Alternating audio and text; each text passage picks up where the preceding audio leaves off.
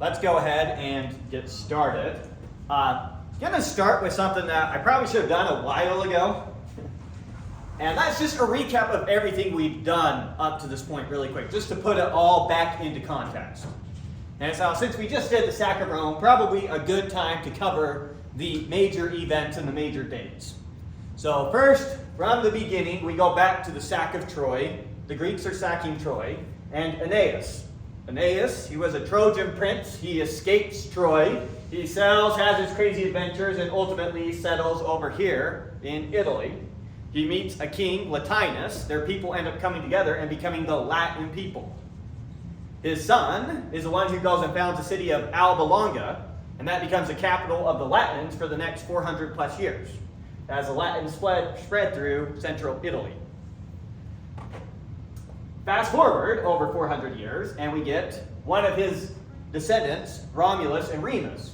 Romulus and Remus, they don't want to be princes at Alba Longa. They want to go found their own city.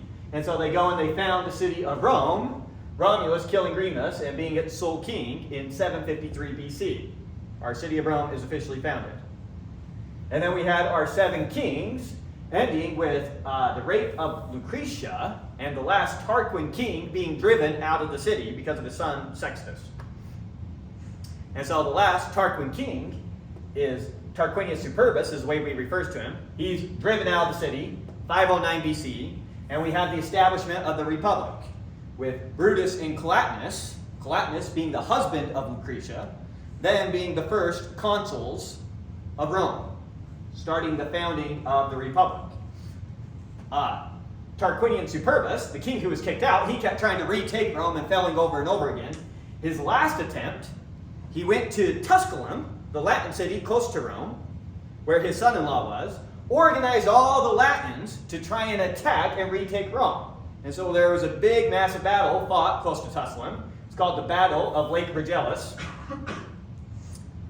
And that was fought 496 BC. So that was going for a long time, that King Tarquin was trying to retake the city. This battle, Rome's victory at this battle, is considered the beginning of them becoming the head of the Latin League. It's after this battle that Rome now officially has control over the Latins. So here's where they go from just being a little city-state by itself to exerting more, being a more dominant presence in the area. Control the Latins. And then we had the Battle of Cremera. Anyone remember this one? It's a little bit more obscure. This was the one with the 306 Fabians, where they were all killed. And this is when Rome's conflict with the city of Veii kind of gets started.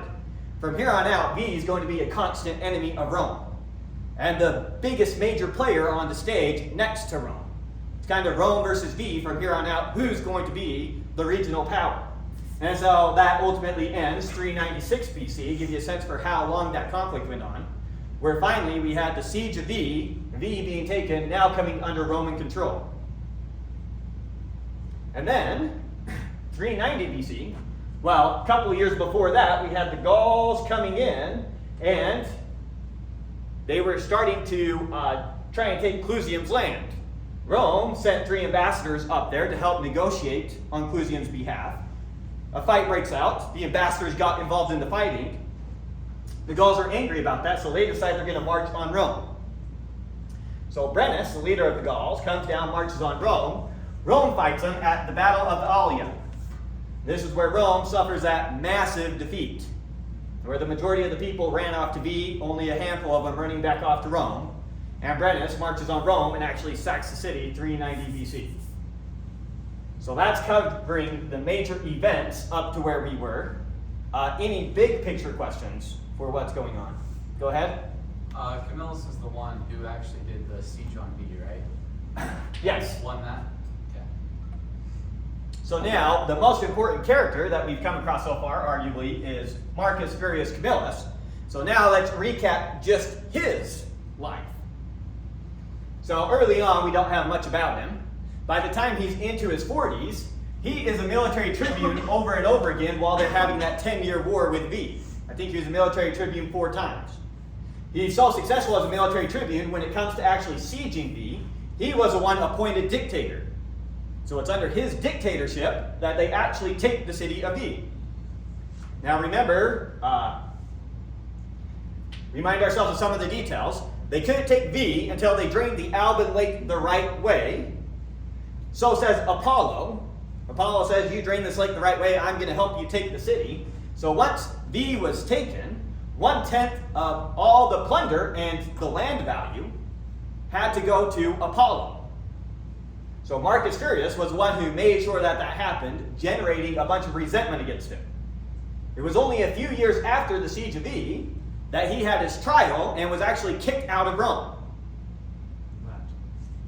Kind of left of his own accord because he wasn't going to... Well, they were about to do a trial on him. And Right, they were just going to fine him. He kind of self-exiled himself. Correct, that's a good correction. So he leaves the city of Rome. A few years after he leaves, that was 392 BC that he had his trial. So a couple of years after he leaves is when Rome actually gets sacked. Now, while Rome's being sacked, remember the Senate is in the citadel in Rome. He gets appointed dictator, but in order for that to happen, some brave soul had to sneak into the citadel, meet with the Senate, have the Senate officially appoint him dictator, and then that kid had to sneak back out and go by Marcus Furius Camillus and let him know you're now dictator of Rome. And then with that, he went, got his army, and he went and retook the city of Rome with his second dictatorship. And then there was a big conversation about Rome's just been destroyed. We have the city Veii, which is way nicer than Rome over here. Shouldn't we just pack up and move to Veii and forget about Rome? And the answer that they decided on was, no, we're going to rebuild Rome, and we're going to make Rome great again, so to speak. Right? Restore Rome to her former glory. No engineering. And it's one of the reasons that the city of Rome is such a mess. Because everyone just started rebuilding with whatever resources they had. They kind of passed a law saying, anything exterior to Rome that you can find to help you in your building effort, it's yours. Grab it, go use it. So everyone's haphazardly just gathering all the resources around them, rebuilding Rome however they rebuild it. All different parts of the city, all under construction simultaneously. It's not organized. And so Rome's turning into kind of a mess internally with its infrastructure. But nonetheless, it's being rebuilt. Now, right now, what's the problem that the plebs are going to be running into? Debt. They're rebuilding Rome. They're dumping all their resources into Rome. They're not going to be able to afford everything they need to rebuild right here, right now. And so they're going to be taking out debt in order to rebuild. Remember, one of the 12 tables of Roman law, what's the max interest rate you can charge? 100%. And if that's the max you can charge, you can bet some people are paying it. And remember how 100% interest rate pretty much just kills you in terms of debt. And so if you don't really understand how interest rates work, so you take out your loan, and you find out after 5 years you owe 32 times as much as what you initially borrowed, that's going to be a bit shocking. And it'll actually be more than that. So, that's what's happening with the plebs right now, is a bunch of them are falling into debt as all the resources are going towards this rebuilding effort in Rome. will you take your watch off? Take it off? Yeah, it's turning on and like glowing on a board. It's kind of distracting. See if Or you can just turn it on. see if that one glows less. Does that glow less? I don't know. It looked like someone behind was like messing with your board, but it was Okay. your own watch. See if that keeps doing it. Okay. So we did that. Okay. So any questions about Marcus Furius Camillus specifically, or about now what's currently going on there at Rome? Go ahead. Where'd the Gauls go? Oh, the Gauls were defeated. Yes. Remember, yes, because the Gauls out in there, holding out the citadel, remember that they had to send out people out to forage for food because they burned down Rome. Yeah. So all the local resources gone. They had to go out foraging. Their foraging parties were getting killed. Camillus himself helped kill a significant foraging party around Antium. On top of that, so you got your Gauls are starving, they're dying of sickness, they're suffocating to death from all the ash blowing around the city, and then on top of that, they're just getting fried. They're not used to this Etruscan sun. And so when the Romans came to fight them, they were not the same army as they were before. And they were angry. And they were furious. They were furious, they were sick of all this, had tempers building for a long time, and so Romans quickly defeated them. And then on top of that, the ones that got away, because of how much they had harassed the surrounding neighbors, they were defeated too. So the Gauls suffered pretty heavy defeat when it was all said and done. Okay. Anything else? Okay, so we just had Rome sacked. All Rome's resources are currently going towards a rebuilding effort, trying to rebuild Rome. Now Rome's neighbors, the Volsci, the Aequians, the Etruscans, everyone surrounding Rome, when you see Rome get sacked, what are you going to think? It's a good time for, This is possible now. Yeah, it's a good time to get our independence, or it's a good time to get some Roman lands. And so the Volsci, the Aequians, the southern Etruscans, in particular under the city of Tarquinia, the Latins, and the Hernici all declare war. Understand, Latin and Hernici, they have been Roman allies now for like 50 to 100 years. And so even they are saying now is the time to break away from Rome. Rome isn't what it used to be. Good time to break out. Now I said southern Etruria, with the exception of the city of Caere. We remember the city of Caere, the southern Etruscan one on the west side? Is that all the religious Yeah, that's when Rome knew that they were going to get sacked. They sent all their religious relics to Caere, and they took care of it for the Romans. And when it was done, allowed it to just come back. That's a lot of wealth that just entered and left that city undisturbed. So the Romans are very grateful to the city of Caere right now, and so there's no conflict between them. So when we say southern Etruria, it's largely going to be led by Tarquinia, someone that they've been fighting for a long time, who's a little bit more north. Okay, but anyways, so pretty much all-out war with the Romans. Give you a sense of this really quick on our map. You got the Latins here, the Volsci here, the Hernici here, the Aequii here, and then the Etruscans, southern Etruscans here. Not Caere, but Tarquinia would be somewhere about right here, leading the war effort against them there. So all-out war against the Romans, surrounded by enemies now. And so, what does Rome decide to do? Well, he's worked twice, may as well make him dictator again. So once again, they appoint Marcus Furius Camillus dictator. What he does is he turns around and he quickly levies 3 armies. Now, he appoints 2 other generals to lead the different armies. He's going to take one. He says, so there's the army I'm going to take. The next army of soldiers, their job is to go up and defend Veii in case the Etruscans try actually taking Veii. Hold out at Veii at the very least. Don't let them get that back, because we're not doing another 10-year war. The other army is going to stay at Rome and just defend Rome in case the Aequians, the Latins, the Hernici actually come for Rome and Roman lands. They can fight them. He is personally going to lead an army to go deal with the Volsci. They have the greatest military numbers. They're seen as the greatest military threat. That's the one he's personally going to go see to. So that's his military plan so far. Show you where the Volsci are. So obviously this is the Volsci territory. They got back their city, Answer. I can't remember if they currently have Answer. They probably do, but I'm not positive. But their army right now is up here near Lanuvium. So that they can plunder whatever Roman lands that they can get access to. That's where they're actually camped out at. When they hear that there's an army coming for them, and in particular it's the army led by Marcus Furius Camillus, they decide there is no reason for us to go and meet him in the field.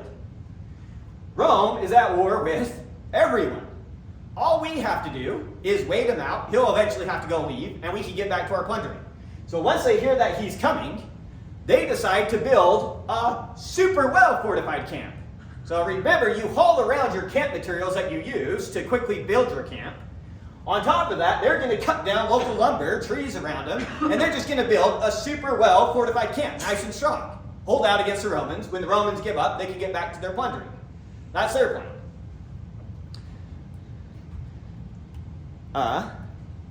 So back to this.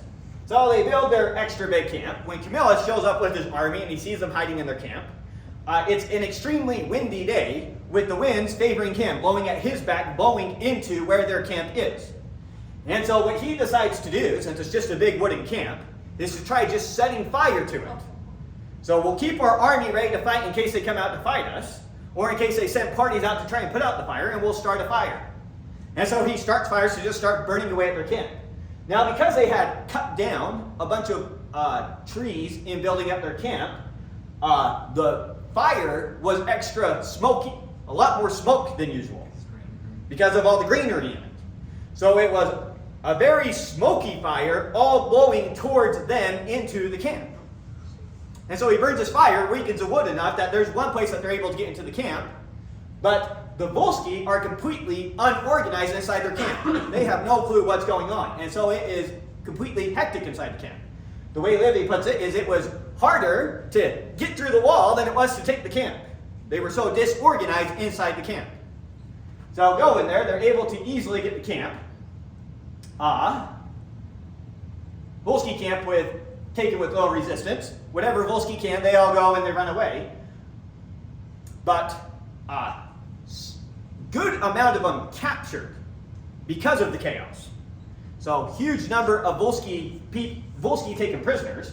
Now Camillus does something he's never done before. One of the things that kept generating resentment against him from the plebs was anytime he won a battle, he refused to give them the plunder. He would instead give it to the state. This time he lets them have the plunder. And the soldiers are extra grateful for that because no one expected him to do it because he'd never done it before. So he lets the soldiers have the plunder, and so they're having a wonderful time getting the plunder. And what they decide to do is just start laying waste to the Volsci lands now that the Volsci army has taken. And there's almost nothing the Volsci can do. And so finally the Volsci are forced to just surrender to the Romans. The Volsci had officially been at war with the Romans for 70 years. This is the first time that they are now officially at peace. So to get their prisoners back, they're now officially surrendering to the Romans. And what the Romans are going to get in this deal in particular is access to what are called the Pontine lands, which are these lands right here. So they slowly began control over these lands as they went and got answer. I'm not sure if they currently have it. They'll get it again shortly if they don't. But they slowly been getting more and more Roman control over these lands. And so now in the treaty, a bunch of these lands are actually being officially handed over to the Romans, no longer Volsci control. Not including the cities, actually. I don't know how, I mean, it might technically be like a big slab there, some right there, a big slab there. I'm not sure of the details of the treaty.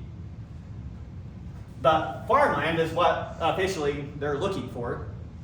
Land to grow crops off of. It's a little weird to own land around a city, though. It might not be like within 2 miles of a city. I'm not sure how it's broken up. But how would you even control it? Never mind. just hand it to him in the treaty, so now it's officially theirs.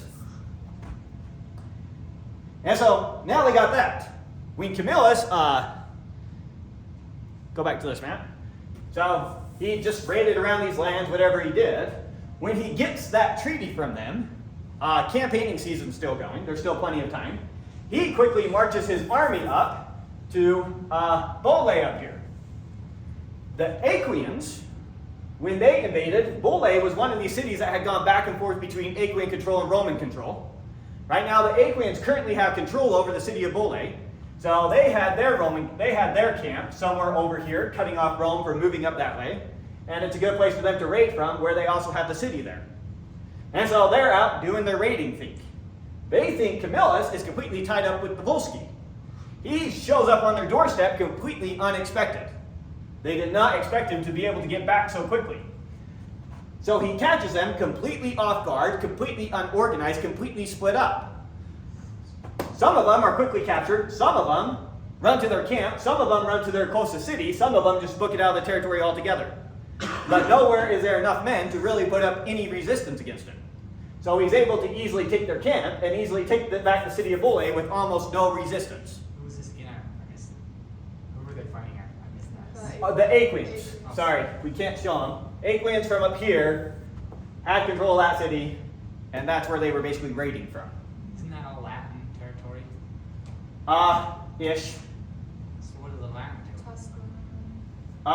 Right now, so the Latins and the Hernici, they technically are revolted, right? A bunch of them. Well, I'm not sure in particular cities. There could still be some cities loyal to Rome, both in the Hernici and both in the Latins. But a bunch of them are also rebelling. All the rebelling Latin and Hernici cities, they're just kind of standing by waiting to see what happens. If the Aequians or the Volsci happen to defeat the Roman army, hey, we'll go and we'll help raid the lands and we'll get some of the spoils. In the meantime, we're not going to ruffle any feathers in case Rome ends up winning. Not to mention they don't have a standing military, so... They don't have a standing military, but what the Latins and the Hernici have going for them is because they haven't been fighting for such an extended period of time, they have such a massive youth population. They have a bunch of young men. And so that aspect worries the Romans. But yeah, so bunch of Latin cities in revolt against Rome, bunch of Hernici cities in revolt against Rome, but they're kind of just not doing anything, just waiting to see what happens. We're not going to antagonize Rome, but we're also going to say we're not part of Rome, and hopefully our fellow enemies, because they're not friends with each other either, hopefully they're the ones that ultimately take out the Romans and win us our freedom permanently. So that's the Latins and the Hernici. Remind me what the disgrace you do to armies is with the posts that they walk under and they only get to take one piece of clothing. Under yoke? Yep, you send them under yoke. Do they still do that? Yeah, that sending under yoke isn't going to go away. Okay. But you only do that when you really want to humiliate the army. So it's a humiliation thing. This is the first time I'm hearing of them setting forts on fire, or cities, or anything really, other than obviously the Gauls that burned down Rome. So typically, it's just, my fortifications are just these spikes in the ground that I shove my spear through and stab at you. Yeah. If we actually build up wooden walls, now it's a lot easier for you to get close enough to burn it. And now, in order for me to stop you from burning it, I can't easily just stab through the wall and get at you. I now have to go outside. If you have your standing army out there, that's a hard thing to achieve. So the mistake they made was over-fortifying their forts. Maybe. It'd be hard to know specifically what they could have done, knowing all the details. Yeah. So all we know is that over-fortifying with greenery made it extra smoky for them because of the wind, so they weren't able to organize the way the Romans were, and that caused them to get defeated. More detailed than that, I don't know. Any other questions? So we talked about Camillus. We did the Volsci, he did the Aequii, both their camp and the city of Bolae.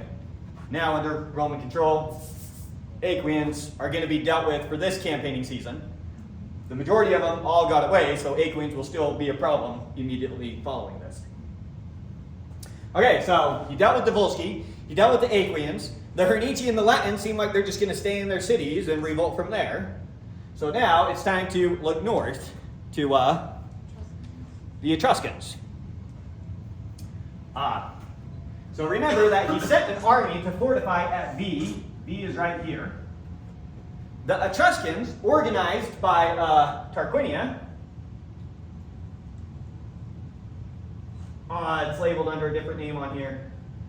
Which one would it be? I think it would be this one. I think that's Tarquinia. Somewhere around there. The Etruscans, revolting against Rome, organized by Tarquinia, decide it's stupid to try and go take Veii. Look how ridiculously well fortified it is. Now remember, when Rome took Veii, they didn't just get the city of Veii. They got all the cities that Veii kind of exerted control around. Now, one of those cities is Sutrium. Sutrium, I marked in blue right here. Now, what this map is showing is the major trade routes through Etruria at this time. So these are your major Etruscan trading roads.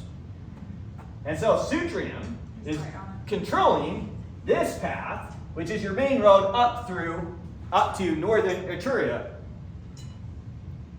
So that's why the Romans want it so badly, help control the trade in the area.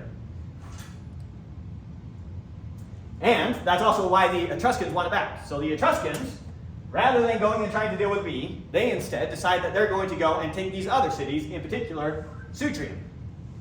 So Camillus gets word that they've set siege to Sutrium, he's going to take his army and try to rush up here and relieve the city before the Etruscans can take it. As he's getting up to the city, when he's just a couple miles south of the city, all the Roman supporters and Roman settlers who were in the city are coming out of the city. So the Etruscans had already taken the city, and they had forced all Roman supporters out of the city, all of them with just a single piece of clothing, basically the equivalent to going under yoke. And so as Camillus sees those people all coming out of the city, and sees that it's been that recently that they all were forced to leave the city, he knows what's going on in the city right now. The Etruscans are going to be going crazy looting the city and plundering the city, and so they're not going to be organized right now. So all these refugees leaving the city, they're in a poor condition, stating how terrible things are for them. He says, trust me, the people who did this to you are going to be in a far more terrible state here in a little bit. Just give me a minute. So he tells them, stop. He drops all the Roman baggage there so that they have food, supplies, everything that he had for the army. And in particular, he's having all his men unload all their stuff. Remember, normally a Roman soldier is carrying like 60 pounds of material all around. Drop everything but your military equipment, and we're going to book it to the city as fast as we can, because they're going to be in an unorganized state.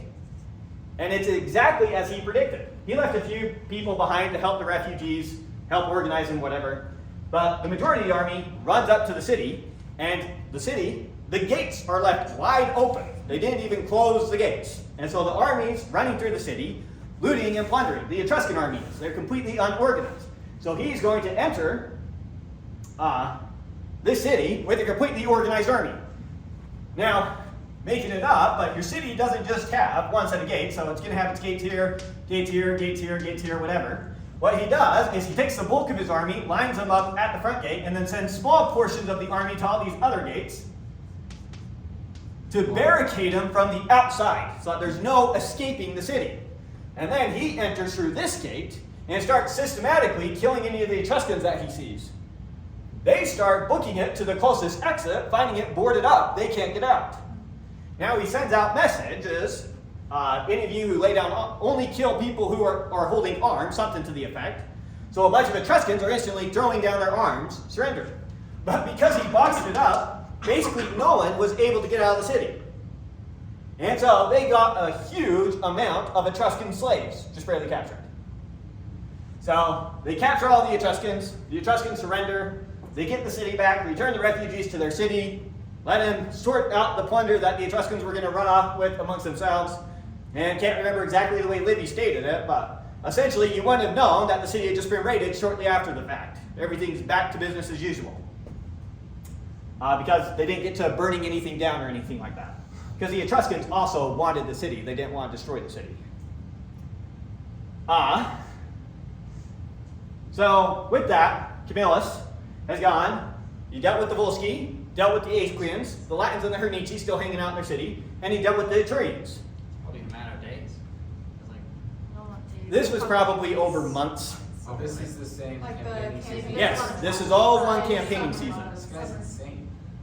So this would have been months of time spent moving around just doing all thinking this. of the hours it takes to travel from city to city, and the fact that he's surprising these people time and time again, I don't know, it seems like it'd be a very short period of time. That is a short period of time, though. Yeah, he's not Uh, I swear we looked up once, it's about 10 miles a day that you can expect your army to march because of how heavily loaded they are. And remember, at the end of every day, you've got to set up your camp, build your camp, there has to be time for that. No.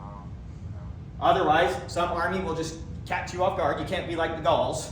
Yeah. That'll get you killed. And so they're not making a ton of progress on a day-to-day basis with how far that they're marching as an organized army. On the other hand, they can book it suddenly 20 miles if they need to, knowing that they're not going to have to set up a camp or something like that at the end of the case. And so maybe that's one of the ways he's catching them off guard. We don't have that much detail. We just know that he caught them off guard.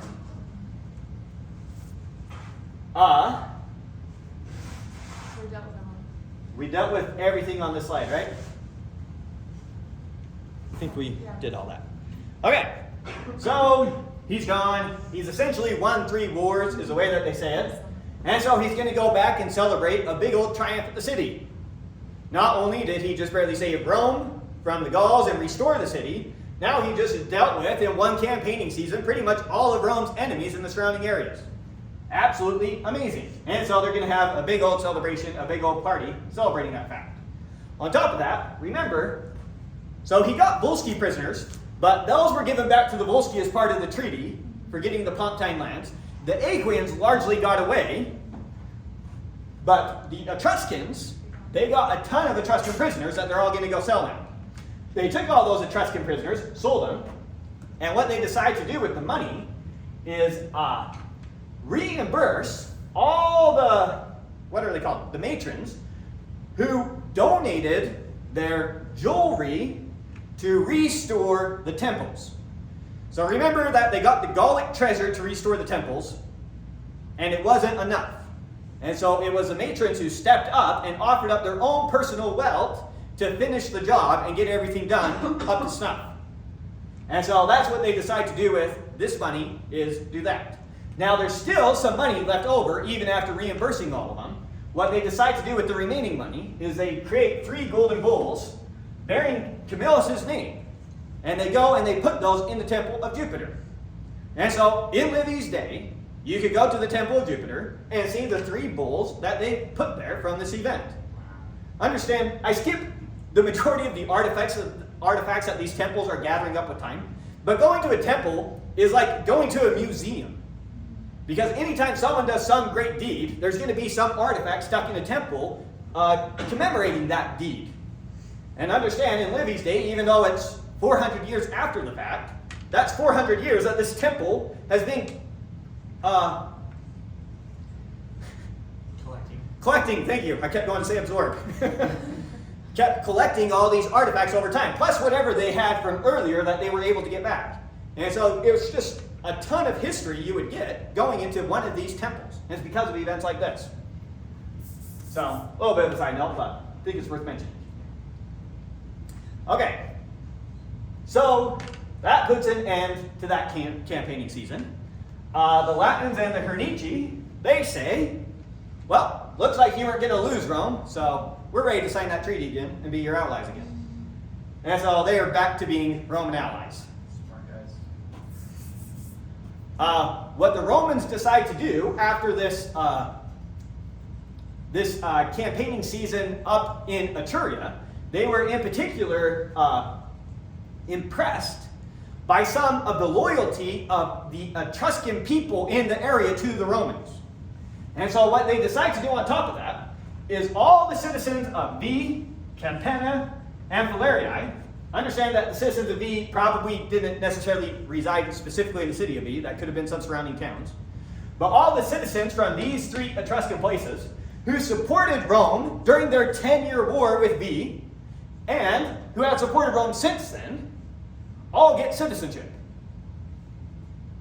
So they're all granted Roman citizenship, which means come to Rome, and the state is going to give you some lands that you can now live off of. Now, another reason that Rome is doing this, obviously, is the Roman population has just taken a beating. And so this is also going to help restore Roman population, get more people in the city of Rome, and more people working towards rebuilding Rome. So, all those guys coming into Rome, and even though the Romans had decided, hey, we're not going to move to Veii, we're going to stay here at Rome, a bunch of citizens thought, I can either spend a ton of money, potentially go in debt to rebuild my house here, or I can just go take that perfectly empty, vacant house over in Veii and just start working lands over there and living over there. And so even though the Romans decided against that, and even though it was technically illegal, a bunch of Romans just went and did it anyways. It's the far easier way to get by. Camillus, absolutely furious about that, and furious that the Roman magistrates weren't requiring him to come back. So now he's telling them, as dictator, under threat of death, you are going to return to Rome, or you're going to be an enemy of Rome. And so what they were willing to do collectively, when they knew that they could be tried individually, they became terrified, and so they all come back to Rome. Once again, restoring the Roman population some more, and more people, more funds, more resources going towards actually rebuilding the city of Rome.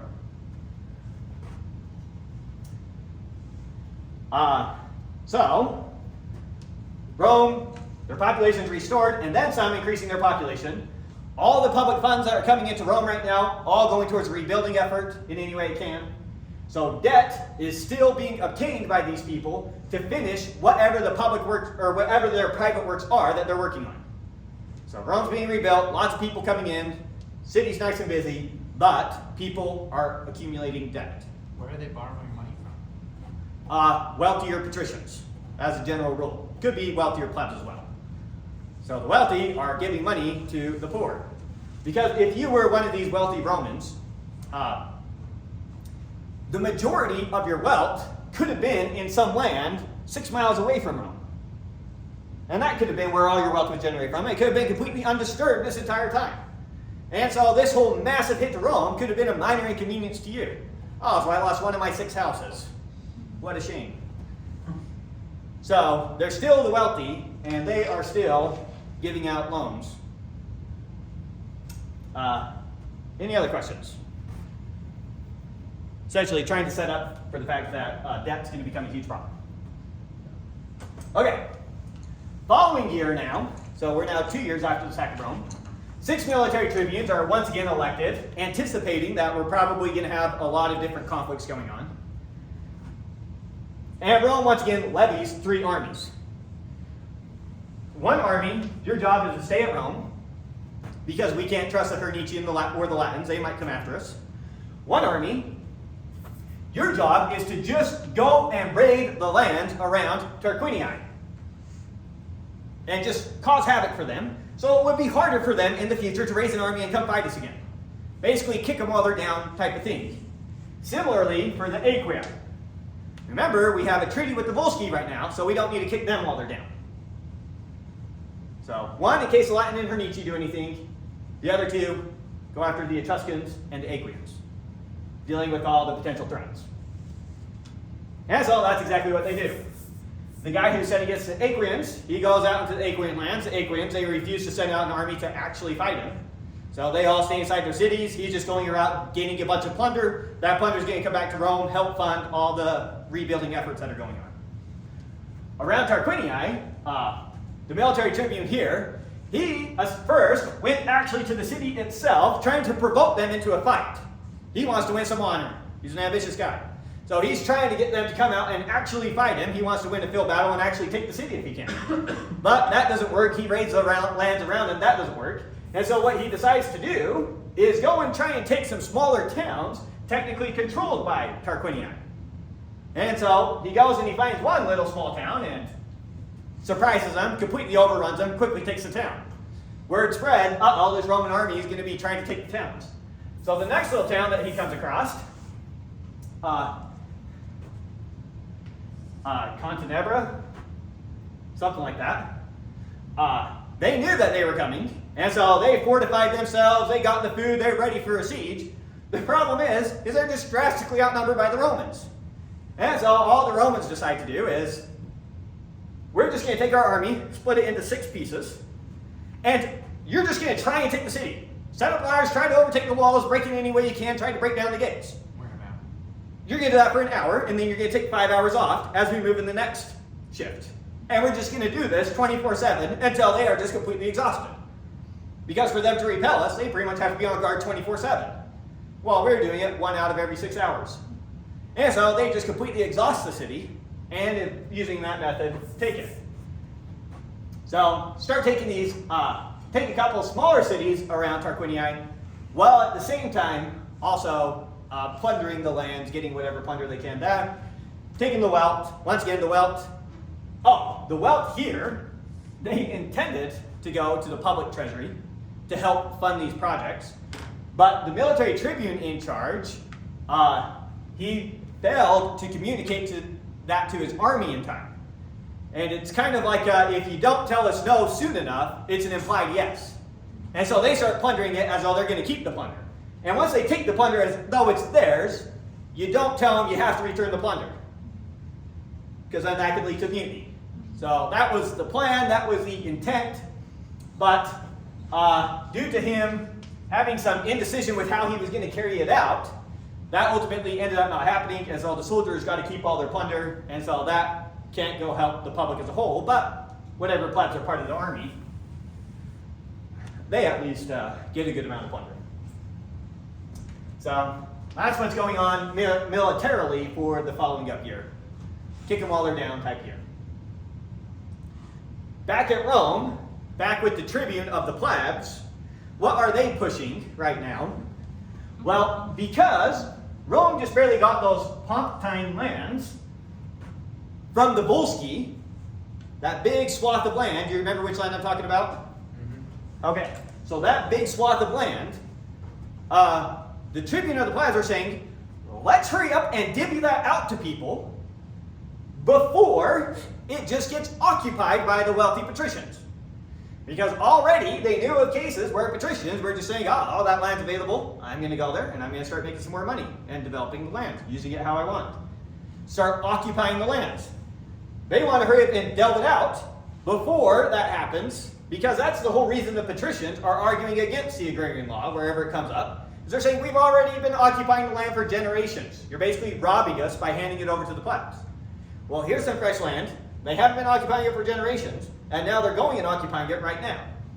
So they're trying to work the plebs up to get them ready to try and force through this law. The problem they have is that the plebs are just depleting all their resources with the building projects right there at Rome. And so none of them have any appetite to go and try and take on some land somewhere else that they then have to go and develop and start putting to use. So they're completely occupied with what's going on at Rome. And so the patricians are sneakily starting to take control of those lands more and more, while the plebs are occupied with local problems. The tribune seeing this, trying to work them up, but currently it's not working. On top of that, remember all the new Roman citizens that just came into Rome? Because of how much the population grew, they actually decide to add 4 new tribes. So when you do your votes by tribe, your comitia tributata, or whatever it was called, it's now going to be 25 tribes that vote on things. So 4 of them being Etruscan tribes now. Any questions so far? Okay. Following year, Antium revolts. Antium used to be a very prominent Volsci city, and it's one that just revolts whenever it can. So Antium is right here. Very powerful city. Anytime it can revolt against Rome, it revolts against Rome, causing problems in the local area. They're currently in revolt against Rome. And because they were initially a Volsci city, they have very close ties with the Volsci, and so they organize raiding and fighting against the Romans with the Volsci all the time. So Antium, they start plundering now the Pomptine lands. Now the Pomptine lands belong to the Romans. On top of that, Hernici, Latin, and Volsci volunteers run off to Antium to join them in this fighting, this raiding, this plundering.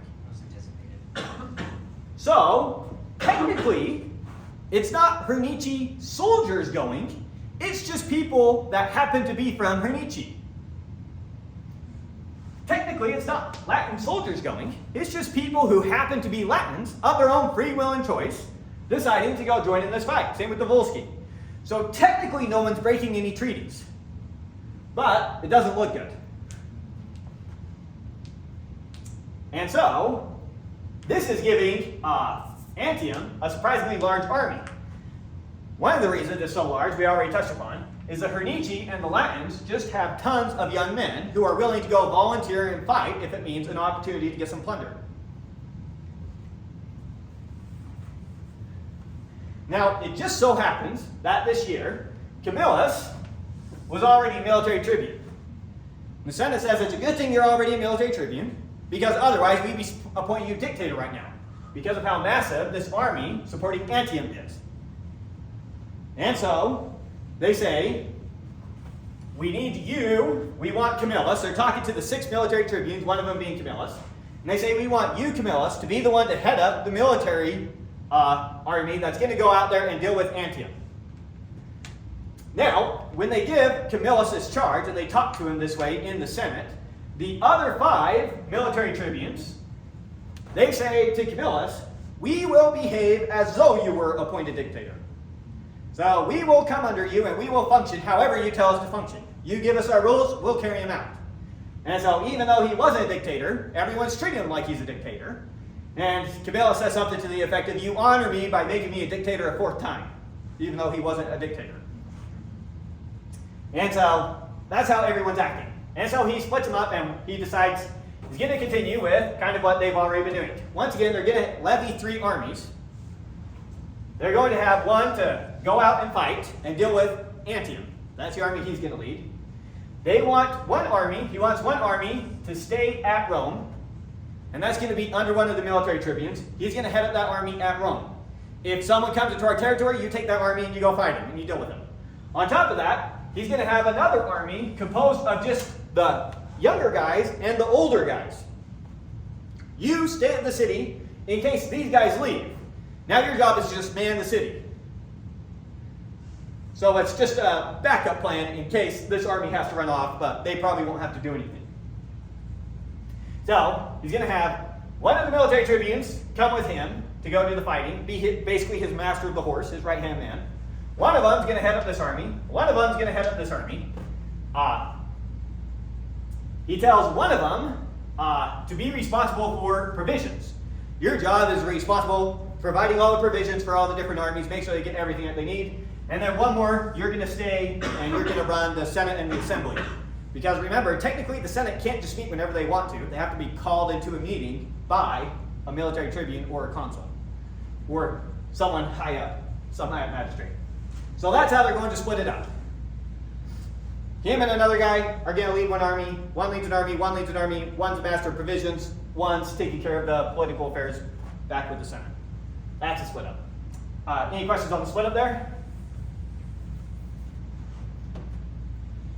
Okay, so where's the army at? Antium, with their big army as they're raiding this land, they're actually basing out of Satricum right here. So the military camp somewhere near Satricum. This is roughly the place we're talking about. I could just see that happening. It was so obvious to set up lands near your enemy. Oh, yes. So now Camillus, he's taking his men and he's going and he's marching down to Satricum. And the problem that they have is that they are grossly outnumbered. Well, I don't know how grossly outnumbered they are, but they're definitely outnumbered. And that's the big fear that they have. But at the same time, they're being led by Camillus, this guy who's never lost. So they're kind of torn, not sure what exactly they can do. The battle is a long, drawn-out battle that takes all day. Where it's just one where they're just holding their ground as long as they can, holding out. The way Camillus gets it going is he's running from one part of the army to the next. When he gets to a part, he personally takes the standard and tries to run it forward. Now he is 66 years old. He cannot run forward much. He's not exactly the fittest guy. People see him, not being the most fit guy, running and pushing the standard forward, shaming us by going further than we're going. And so in that way, wherever he sees his army giving away the most, he runs and he pushes the standard forward at that point. And then when they recover, he gets back on his horse and he runs to the next part. And so that's how he's spending his time, running back and forth, getting them to just hold out, and exhaust your enemy. Finally, the enemy is getting exhausted and they decide to flee. They decide to flee just as it starts raining, which means you'll be pretty much safe. So it starts raining, they're not going to pursue you in the rain, good chance to pull away from the fight without losing much guys. So long, drawn-out battle, neither side really loses much men, just tons of fighting. Remember, all the death happens when one army tries to flee the battlefield. So if both armies just stay there and fight all day, unintuitively, that leads to the least amount of casualties oftentimes. And so, not a high casualty kind of day. The majority of them, they go and they escape. And they go back to their camp. The Hernici and the Latin troops, they thought that this was going to be a we come down, we plunder, we get some money, we go home type of thing. Not this hard fighting battle where who knows if I'm going to survive and what plunder I'm going to get. So in the night, they up and just leave.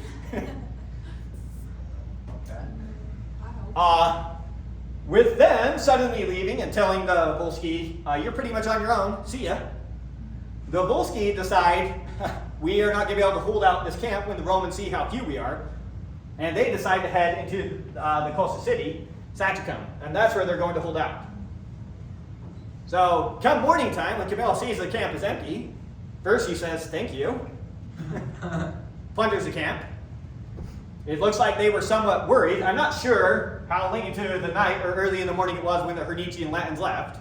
But when they left, the way it's portrayed is it's kind of a panic for the Volsci getting back to the city. So they left a bunch of their stuff there in the camp. And then Camillus turns around, sees that they're in the city, and he decides, I'm going to besiege the city. And so they start, digging the trenching and putting up the fencing around the city, getting ready to siege it. And he knows that they're not even trying to stop us. And he's suspicious that they've completely lost the will to fight. He says, forget that. Let's just try putting up ladders and taking the city. And so they put up ladders and they just take the city. The will to fight is just out of these guys. And so they take the city with hardly a fight. Signal Sally. Yeah, when the troops sally out. Sally help. Sally out. When you sally out of the city. It's a very common expression. Yeah. Are you? Okay, maybe we should explain them. If there's words I'm using here that sound weird. So when you're being besieged, your troops sallying out is when you go break out of the city and try and break up the siege that's going on. Destroy the sieging material. Yeah, you sally out. Sallying would be the verb. You sally. You run. You sally. Okay. I suppose he just assumes that the treaty is broken at this point.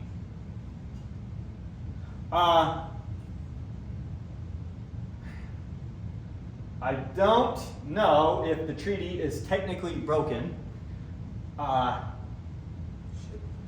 Who's our historian? I lost his name. Livy is referring to them as Volsci, but he could just be calling the guys from Antium Volsci.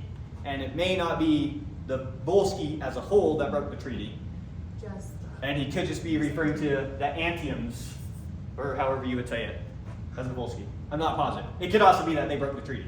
Yeah, well, I mean, if you have like a volunteer army, that's technically not you running into your fort or your city, and you're like blocking him in. But they were also just Volsci volunteers.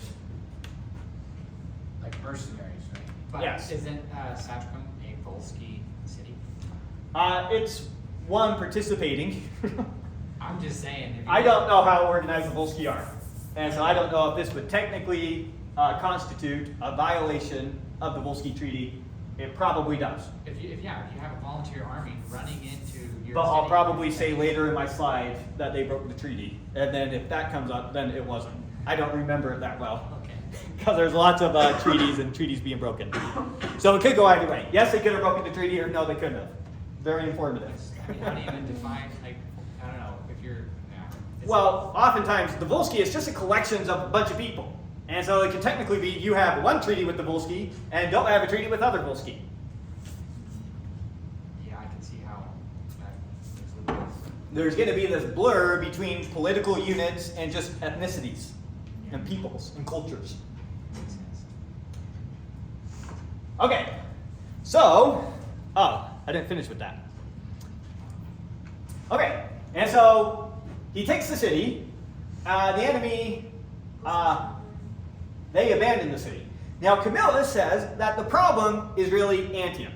Antium has been a thorn in our side here for a long time now, where they keep pretending that they're back on our side and they're back to being our allies, but the second we turn around, they're back to attacking us. We need to take the city of Antium. And so he then takes his army, and now he is besieging Antium, taking the time to build all the fortifications, everything you need to do to set siege to the city. Now, while he's doing this, he gets word that the Etruscans are back to taking that city by the road. I can't remember exactly what it's called. Supposed to be. No, it's not Bolae. That one? It's Sutrium. So, back up here. So, this is north of Rome now. Sutrium, the city right there. So, while he's down, setting siege to Antium, if Antium were on our map, it'd probably be somewhere like right there. While he's down setting siege to Antium, he gets word that the Etruscans are back trying to take back the city of Sutrium. Thank you. Sieging Sutrium. They are back. The enemy is besieging Sutrium. He wants to try and hurry up and get up there before they actually take the city again. So he abandoned his siege to go protect the other city, Sutrium? Let's see. Well, he's besieging Antium, and what actually happens is the Senate sends word to him, hey, we want you to come and instead deal with what's going on with the Etruscans. So a different military tribune is sent down to deal with him. He's going to take the other army that was still in Rome, and that's going to be the one he marches with into the Etruscan territory. Just swapping generals. So Antium is still going to be besieged, but now it's going to be besieged by a different military tribune. And he's going to try and carry out that siege. Now, it's going to go nowhere.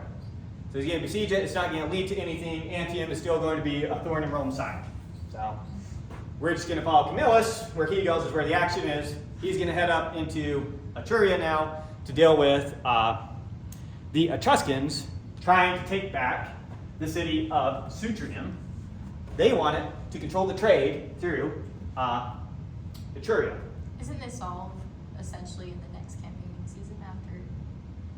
Or is it still the same one? 386 BC, so we're 2 years after his last one, I think. Okay. Okay, so Camillus takes the second army, the one that was still at Rome. So he goes back to Rome, takes that second army, and marches up into the Etruscan territory to take Sutrium. And he still has his right-hand man with him, whatever his name was. Important to the Romans, not so much to us. And he books it up to that city as fast as he can. And when he gets there, he sees that Sutrium is halfway taken. So however it's going on, here's the city of Sutrium. You've got the people of Sutrium over here, and you've got the Etruscans on this side. And what the citizens of Sutrium did is they just basically clogged up the streets with anything they can, trying to block the Etruscans out from whatever half of the city they're in. And there's still a fight going on there. Now, the Etruscans, this time, as they entered the city, they made sure to close the gates behind them and made sure to man some people on the gates so that the Romans couldn't easily get through.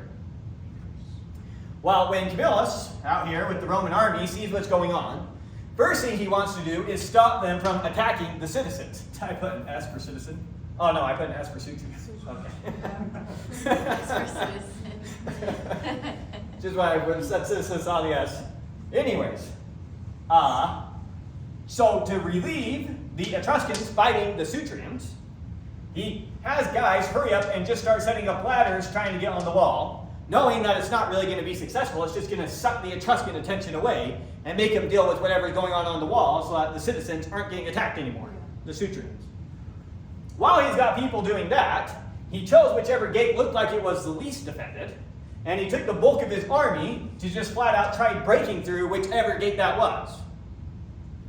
While the Etruscans were distracted, thinking that they were just going to try taking the city by storm, coming over the walls, he's able to break through the gates in one of the places and make his way into the city. Once he gets his way into the city, breaks his way into the city, the Etruscans, once again panicking, tried to hurry up and escape the city. He left.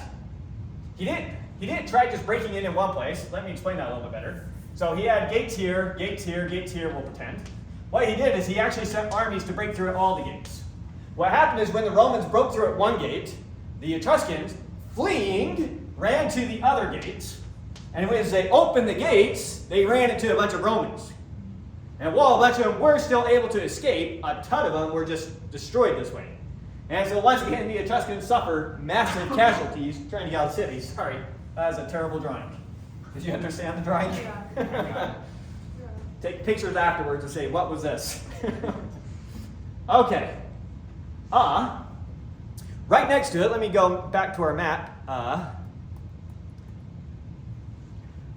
So, Sutrium is where we are, right? Yeah. Zooming in, if we were to look at this road, here's the road. Sutrium is actually over here on one side of the road.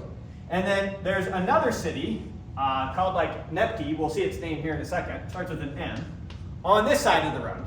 and you really want to control both cities to control the trade. I can't remember what they were called, but somehow the two pillars of the road is what the two cities were named. Roughly meaning you control both cities, you control the trade through that region. And so that second city, get its name now that we have our picture. It's on here somewhere. Yep, Nepete. There we are. So Nepete, just a few miles east of it, on the other side of the road.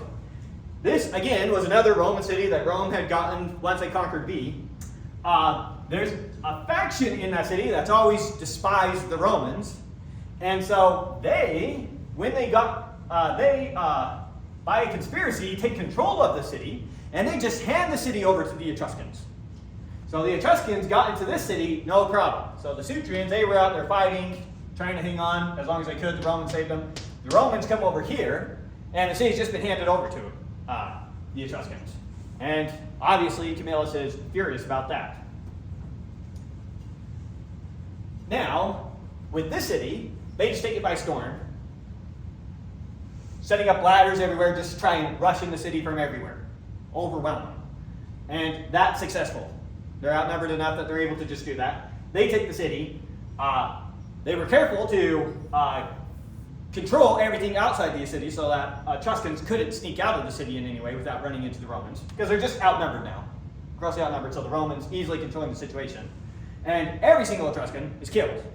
None of them spared. No slaves, no nothing. We're killing them all. Any people who were part of the city itself who threw down their arms were spared, with the exception of the faction that was in power that turned over the control of the city to the Etruscans.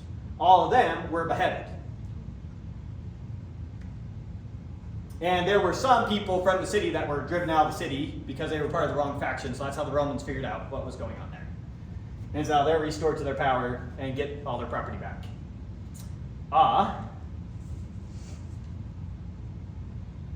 Okay, property returned to the citizens. Okay, we finished that. Now, back to what went on in Antium. Remember that Antium had support from the Hernici, the Latins, and maybe just talking to Volsci aren't part of this. So maybe the Volsci did break the treaty. So Senate confronting in particularly the Latins and the Hernici, they demand restitution from them, basically payment for what was lost in fighting that army, because the Latins and the Hernici had supported the army. They know there were people from Latins and Hernici there fighting.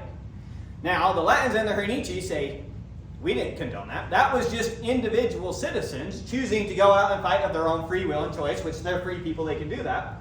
On top of that, we promise you that all the citizens who had gone and done that had been punished and been killed. So we killed everyone who did what they weren't supposed to, and on top of it, we didn't condone it. So everyth's been dealt with, so you don't have to worry about it. Now, the way that they say that, the Rome knows that that's a bunch of nonsense. They're lying to our faces. And that eventually, we're going to be going to war with these guys. That's seen as inevitable. The Romans and the Hernici, both the Romans and the Latin and Hernici, both view each other as just kind of waiting for the right time to strike. Romans can't right now because they're dealing with so many other threats. The Latins and the Hernici are just holding out, hoping that one of those other threats will deal with the Romans and they won't even have to be the ones to do it. But it's largely being seen as war is going to ultimately be inevitable. Unless, I guess, if Rome loses. Rome views war with them as inevitable. They are hoping Rome gets defeated by other enemies. And as I said, the siege at Antium, it went nowhere. So that's what happened that year. Any questions with that year? These first few years right after the sack of Rome are big because it's Rome has to really quick regain control over everything they had before.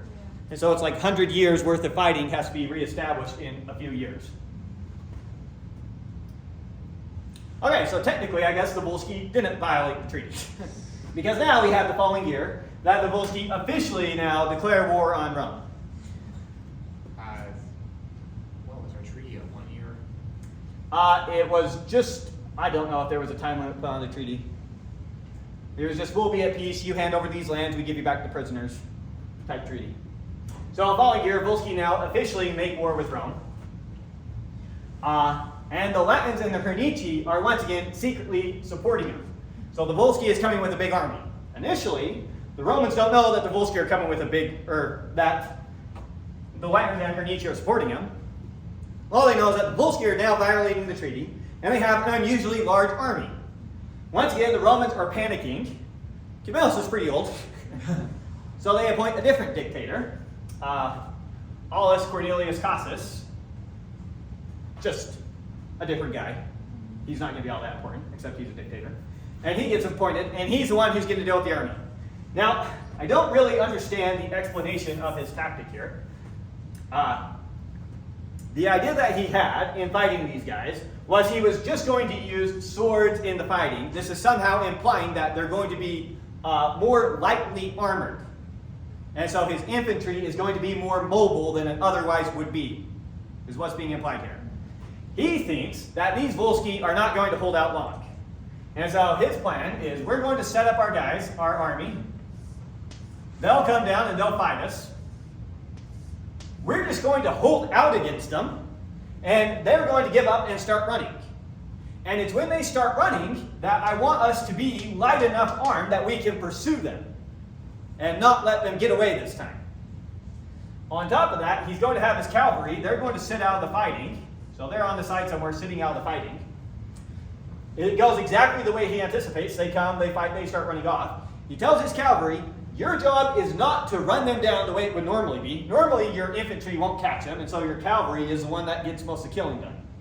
He says to the cavalry, your job is not to kill these guys. Your job is to just kind of run in front of them and make it seem like if they keep going that way, you're going to kill them. And to just slow them up so that my infantry can keep attacking them from behind.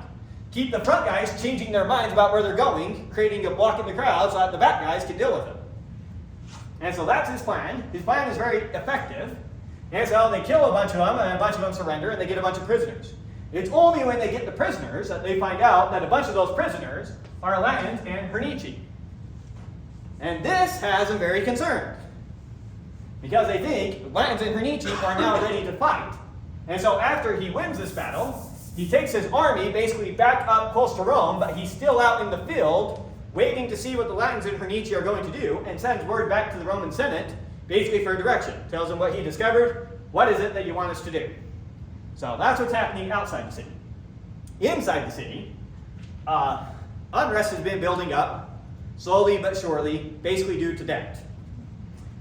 Now, remind us of one of our characters, Marcus Manlius Capitolinus.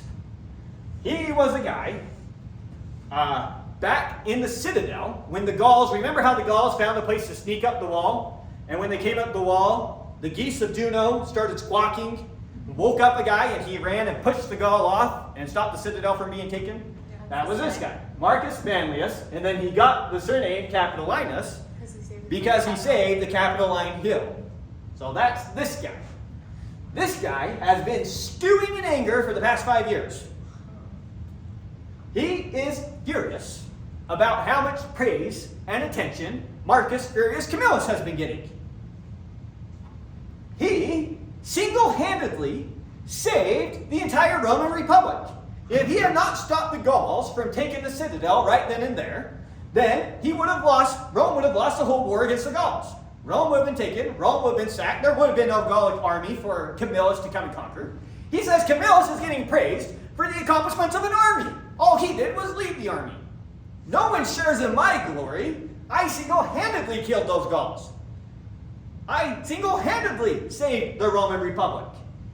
And yet, he's been trying to get positions of power this entire time with his ambition, and the patricians just aren't giving him the power. They're not giving him the respect, they're not giving him the recognition. What's worse, remember his great reward? Everyone gave him a half a pound of food and a half a liter of wine inside the citadel. Which was really nice. Which was very nice at the time. When you're starving to death and you're very thirsty, that's a big reward. In retrospect, for saving the Republic, he got a pile of food and a keg of wine. Not a big reward. So he feels like he has just been cheated out of the recognition he deserves. He's been trying to work his way up into political positions, but anytime they need something great done, it's always Marcus Furius Camillus, Marcus Furius Camillus. So he's been stewing for a long time. He's furious. He's angry. He cannot work his way up amongst his fellow patricians, he finally decides, if I can't win political power through the patricians, I'll go through the plebs. And now I'm going to take on the plebs' causes. So one of the plebs' causes is the agrarian law. In particular, the Pontine lands now, over in the old Volsci territory. So he's going to start pushing for the agrarian laws. And on top of that, he is going to start being very generous with his wealth in helping plebs. So the first time this happens, while he's out in the forum or whatever, he sees a centurion, a man who used to be a centurion. He sees him being dragged away by his debtor, now being put in chains. Similar story to what we've seen before. He finds out that the poor centurion, he borrowed the money to do whatever he needed to do. He'd already paid off the principal multiple times, but the interest is just so much he can't get out from underneath his debt. And there's a bunch of other plebs who are having similar problems. So this is turning into a big problem in Rome. Camillus, he sees this happening, and he thinks, now's my time to strike. So he very publicly goes, and he pays off that centurion's debt, right there in front of everyone. And now he tells the centurion, you're back to being a free man once again. The centurion is so grateful to him, he basically swears an oath of loyalty to him. Basically, from here on out, I am your man. And Camillus starts to think, that's not bad. Having this guy pretty much swear to me. Remember, what does Rome have in terms of a policing force for maintaining order in the city? They've got their 12 lictors assigned to each of the military tribunes. So there's typically 6 of those, so that's 72 men. Each of the 10 tribunes of the plebs have their personal beadle. So that gets us up to 82 people to police the entire city. And that's kind of it.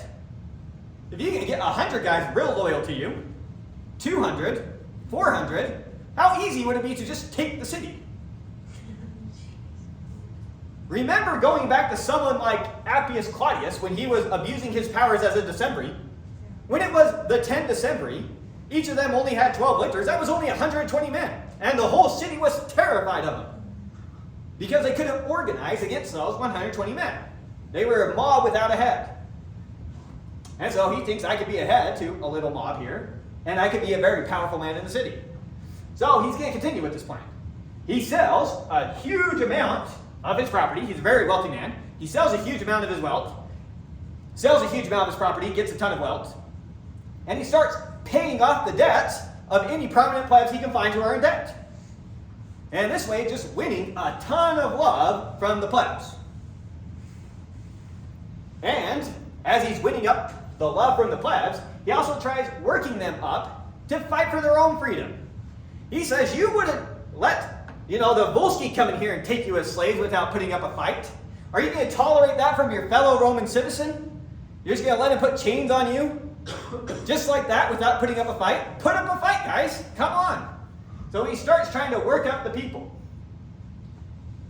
And on top of that, he begins, once again, having private meetings in his personal house with a bunch of these higher-up plebs, getting himself his nice loyal bodyguard, getting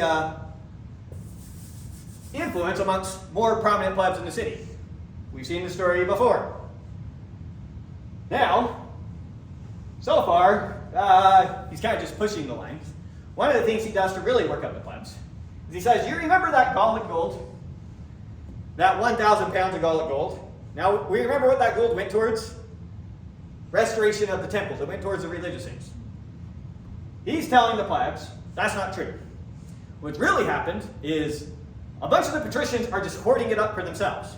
Because they weren't content just taking lands for themselves. They wanted to take all the money for themselves too. And that gold is enough to pay off all of your debts. If we could just force the patricians to hand over that Gallic gold, we could pay off everyone's debts and you would all be free. And so he starts spreading this story amongst the plebs. Again, working them up, getting them angry at the patricians. It's getting to the point where the Senate is starting to become worried.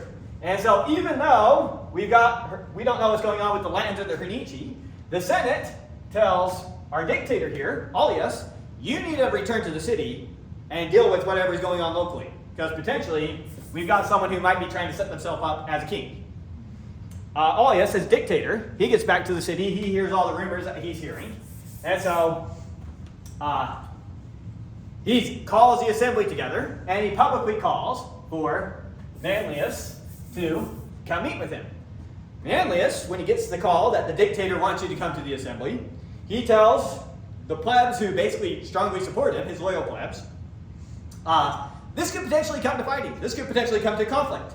I wouldn't be surprised if they tried to take my life. You need to come with me. And so, his loyal plebs show up with him to the assembly. It's a very impressive sight, him followed by 100 or so guys, all showing up to the assembly. And so, that doesn't do much to soothe the fears of the patricians. That's what he's trying to do.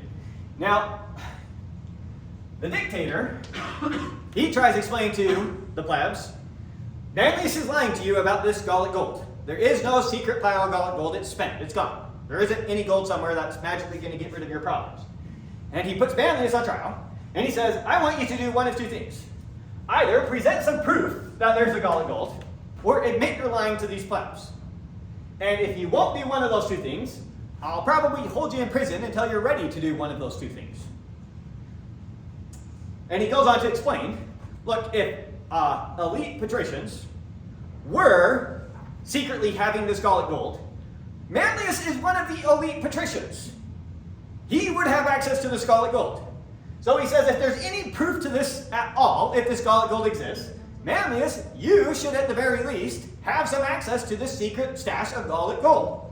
So either reveal that you have some portion of the stash, or admit that doesn't exist at all. And Manlius, anytime he's questioned about the Gallic gold, he instead deflects, going on answering questions that they don't even ask. He says things like, if you patricians are so angry about how popular I am, you could easily make so that I'm not this popular. All you have to do is forgive the debts of the people that owe you money. He says, in fact, you don't even have to lose out on it. Just forgive the interest. Once they pay back the principal, forgive the interest. Look at everything I'm doing to try and help take care of the plebs here. He says, and don't even ask me why I'm willing to do all this for the plebs. That's like asking me why I was willing to single-handedly fight off the Gauls and protect the entire Roman Republic. I did it out of love for the people and out of love for Rome. And so I'm doing what I'm doing out of love for Rome. So don't even ask me those types of questions, why the plebs love me so much. And don't ask me about all these great deeds I've done. And he goes on to show the battle scars that he has, and gives explanations as to how he achieved all those battle scars and the honors that he's won, answering a bunch of questions that the dictator's not asking about.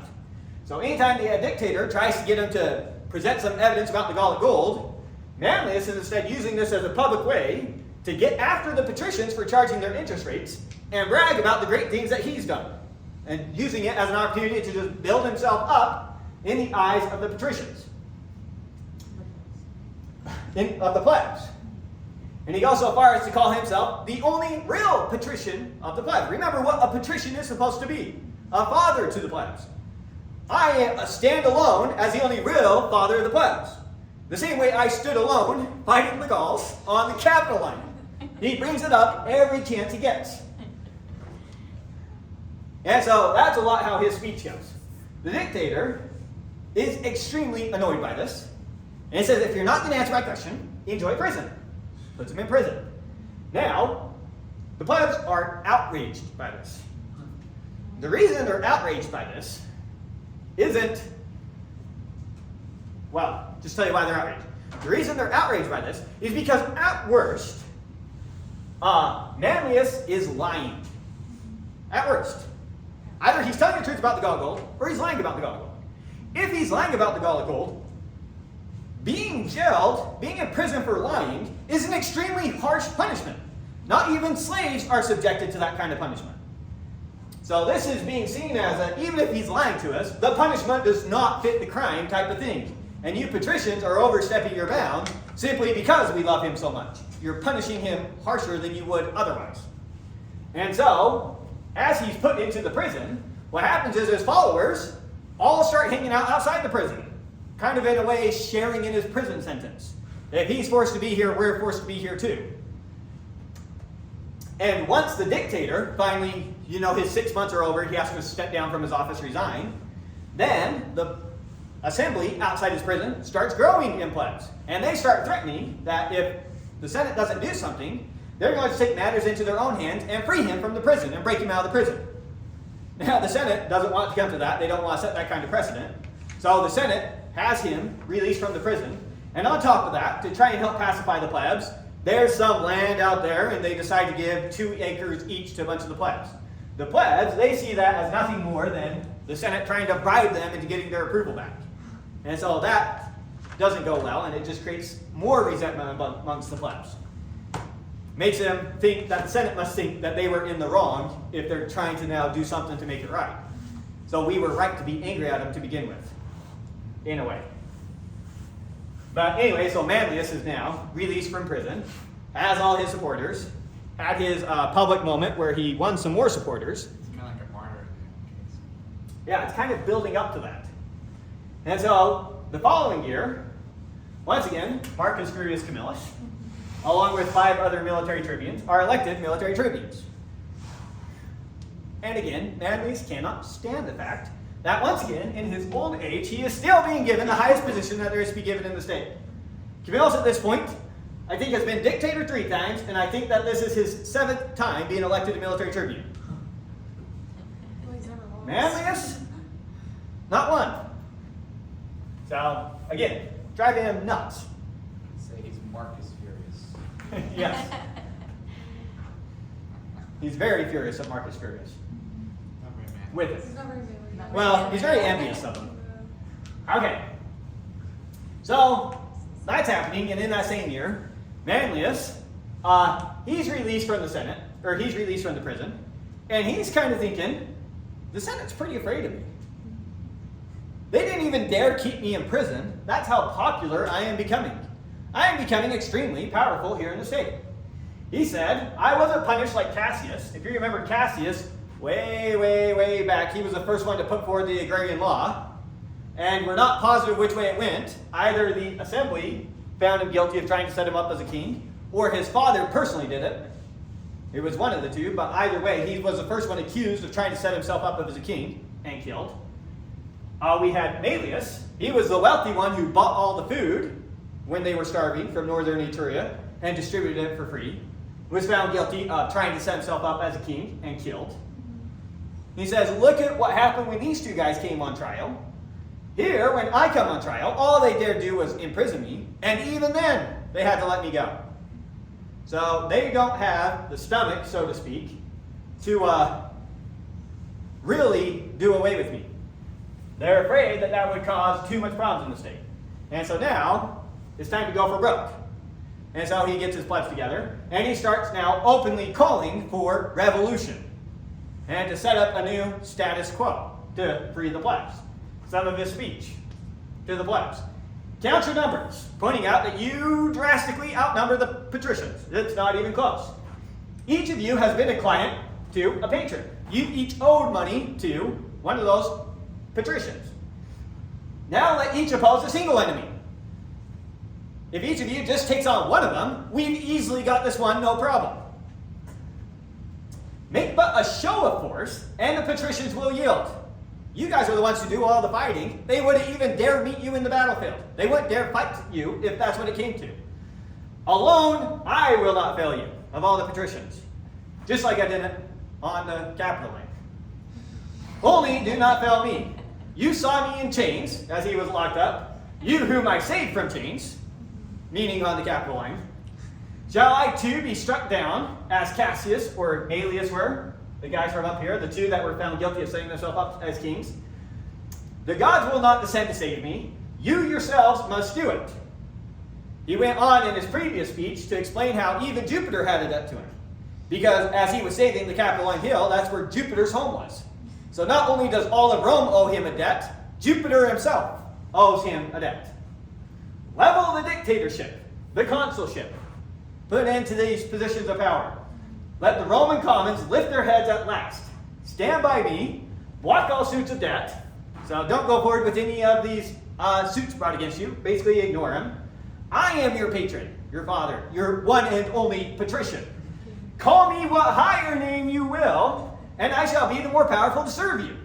In other words, this dictatorship and these consulship, these are just positions that get power from you plebs. You decide what positions you're going to follow. You ultimately decide what powers they have. Why does a dictator have powers? Because plebs listen to him. If all the plebs ignore the dictator, he doesn't have any powers. So if you want to enable me even more than a consul, even more than a dictator, give me powers up and above them. Give me a title, a name higher than them. And I will use that position to make you free. In short, without using the title king, Manlius is pushing for a higher office than a consulship or a dictator. That's what he's after. Essentially, he wants them to make him a king, with which he can better serve the plebs. Once again, seeing the story over time. Now put the pin in the Roman story for a second. This is a very common trend in city-states as a whole.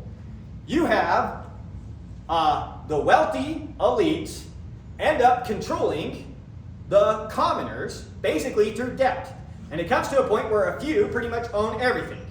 What inevitably ends up happening, not inevitably, but the majority of the time, the plebs find the commoners, any city-state now, not Rome, the commoners pick some hero of the people, and they give him the powers, they give him the bodyguard, and they all come under him, give him sole power in the state.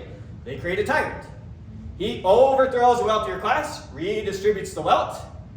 As he redistributes the wealth, he buys all the favors, and soon all the power rests in his hands. And so it's very commonly the case that you see an oligarchy, where the wealthy few control it, descend into a tyranny. And then, ironically, the masses then turn to those wealthy people, or not the wealthy, the noble people, who they overthrew, to lead them in a revolt against the tyranny. And so we've already seen that back and forth with Rome.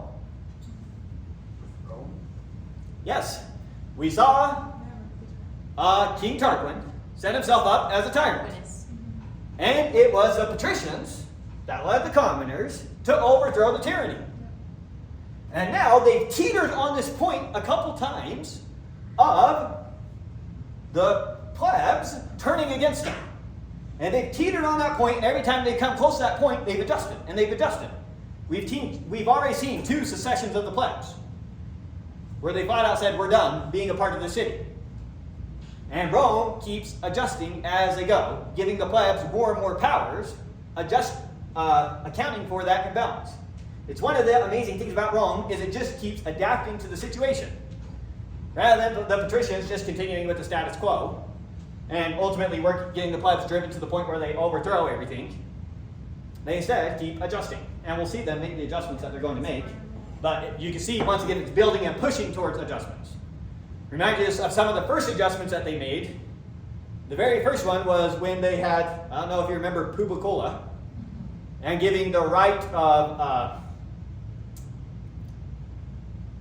appeal to the masses, and basically setting up the tribune of the plebs.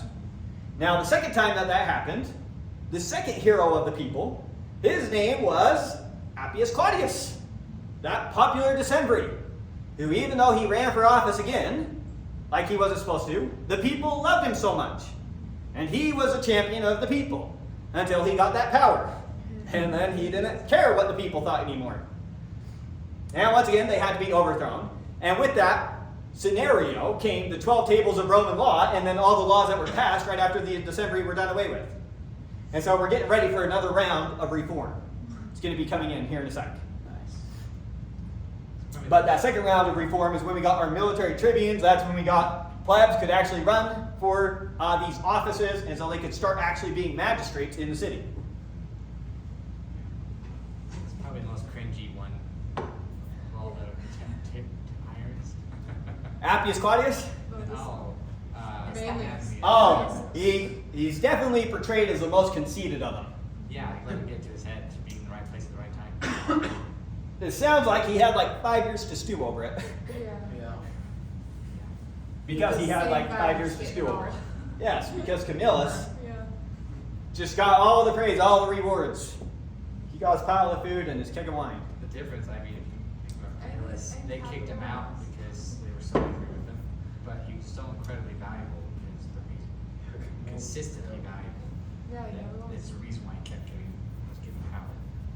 Yeah, he was Probably incredibly thinking about efficient, that, though. which is how the Roman system works. Is well, kind of No, works. this guy's thinking. At the time, it's probably the closest thing to a what's the word I'm looking for?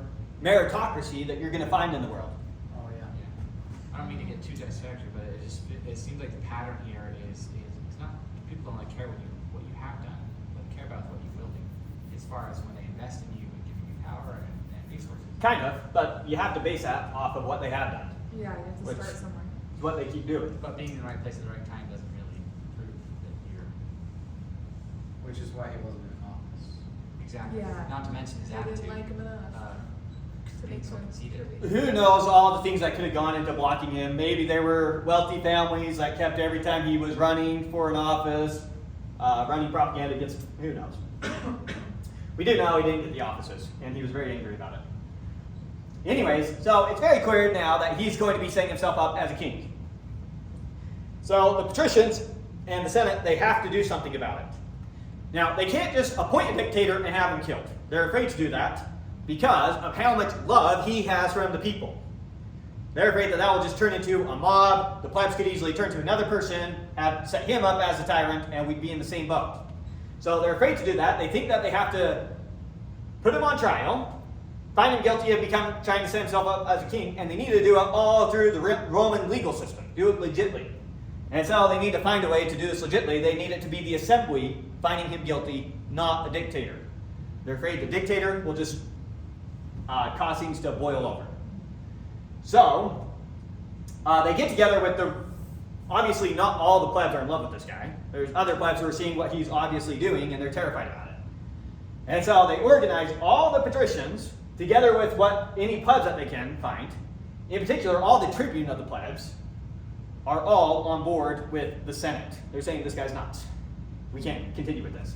So all the tribune of the plebs and all the military tribunes, together with all the patricians, get together, and the higher up plebs, and have a meeting about how they're going to do this. Because they say we cannot allow this to turn into being viewed as patricians versus plebs. This has to be viewed as freemen versus a kingship. We need to make it clear to the plebs that this is what's at stake. And if we can make that clear to the assembly, then they hate kingships enough.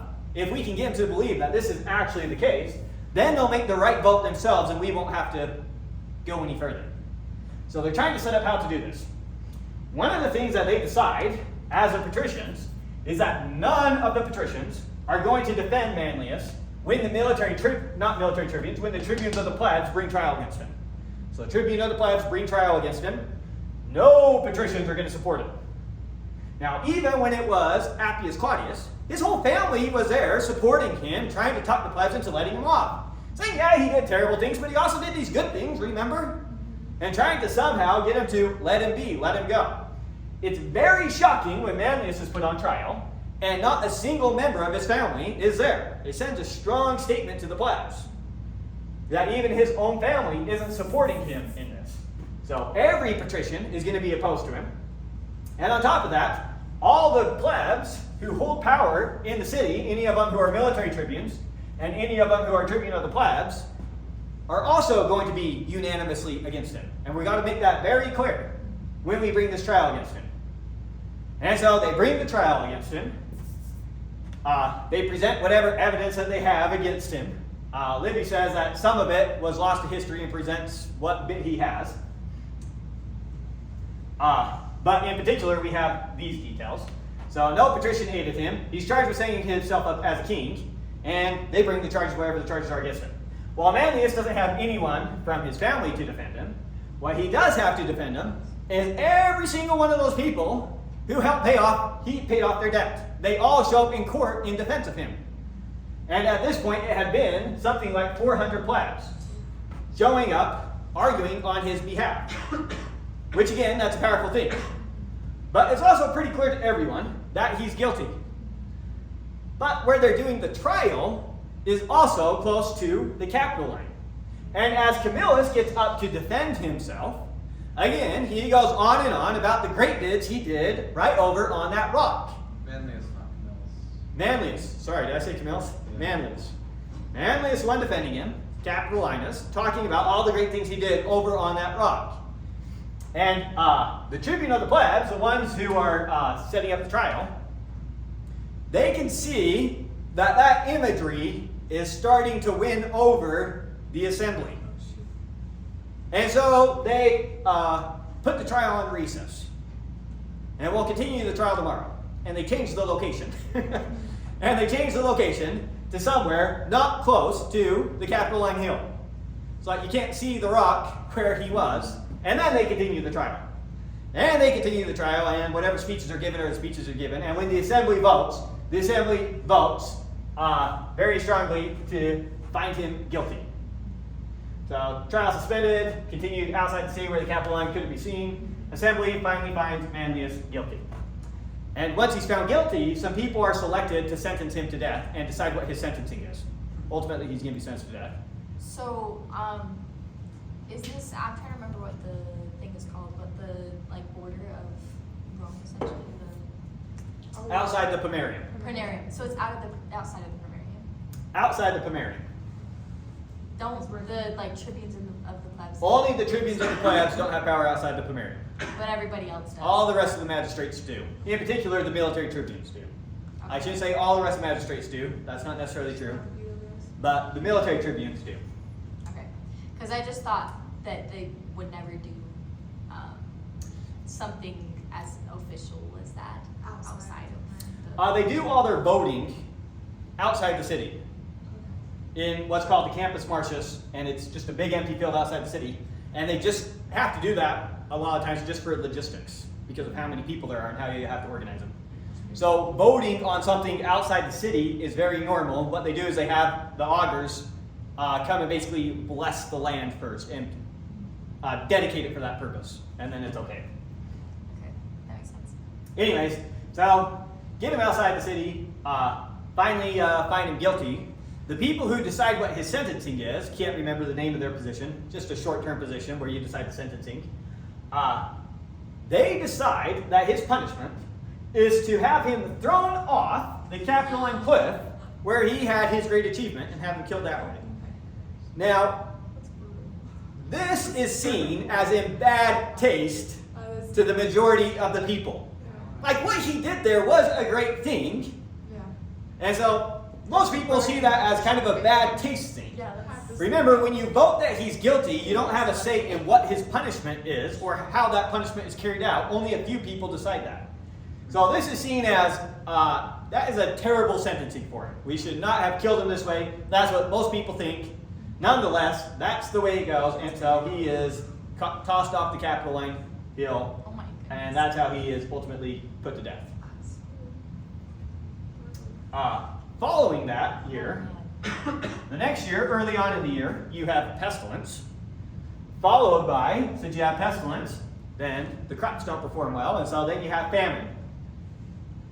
And so that happens in Rome the next year following this, and it starts to pass in the mind of everyone that the gods are extremely angry with the way that we killed Manlius.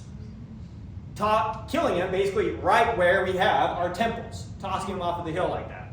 So there's very much a sentiment that we angered the gods, and as as time goes on, time passes, a bunch of the plebs start to think maybe he wasn't that bad.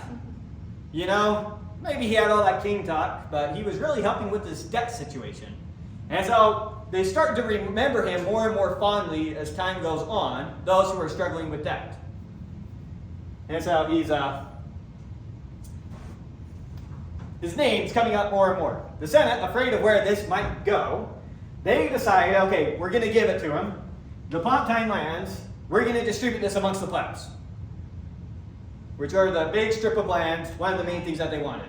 Wow. That will very much help a bunch of them with whatever financial problems that they have. Give them a place now where they can go, start having some land, start sending out some colonies to nearby cities that they control so that they live close to the area where they're going to be doing their part.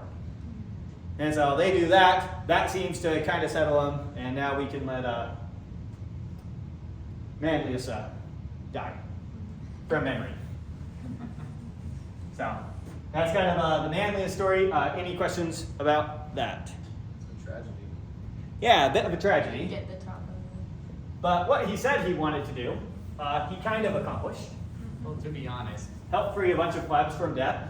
he could have become a king. That would have been a lot worse. Yeah, Livy says, had he been born in almost any other city-state, history would remember him fondly. Because in general, history praises the tyrants who rise up and take control of the cities. So, he says it's only in Rome where this guy trying to get power that way just didn't work. Well, he just doesn't. But usually that strategy works and history remembers you fondly. I don't even know if he would have had the kind of person character, I guess. Yeah, of course. Be a king.